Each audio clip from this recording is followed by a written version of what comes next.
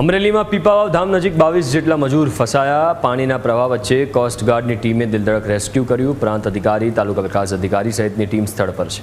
22 જેટલા મજૂરોનું કોસ્ટગાર્ડે રેસ્ક્યુ શરૂ કર્યું છે। ચારે તરફ પાણી વચ્ચે મજૂરોનું રેસ્ક્યુ કરવામાં આવી રહ્યું છે। અમરેલીમાં સતત વરસાદથી રસ્તાઓ બંધ છે।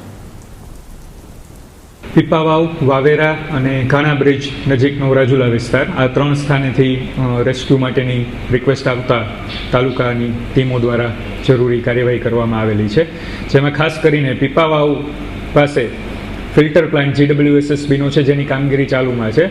ત્યાં અંદાજે 24 જેટલા પુરુષો, સ્ત્રીઓ અને બાળકો મળીને કુલ 24 લોકો ફસાયેલા હોવાની રજૂઆત મળતા કલેક્ટર સાહેબ અમરેલી, જિલ્લા વિકાસ અધિકારી સાહેબ અમરેલી અને નિવાસી અધિક કલેક્ટર સાહેબ અમરેલીની માર્ગદર્શન હેઠળ કોસ્ટગાર્ડની ટીમને સાથે રાખી તમામ તાલુકાની વિવિધ ડિપાર્ટમેન્ટોની ટીમો દ્વારા સંકલન કરી અને તમામ 24 લોકોને રેસ્ક્યુ કરી વિક્ટર સરકારી પ્રાથમિક શાળા ખાતે તેમને આશ્રય સ્થાનમાં સલામત રીતે ખસેડવામાં આવેલા છે અને તેમની બધી વ્યવસ્થાઓ સુનિશ્ચિત કરવામાં આવી છે।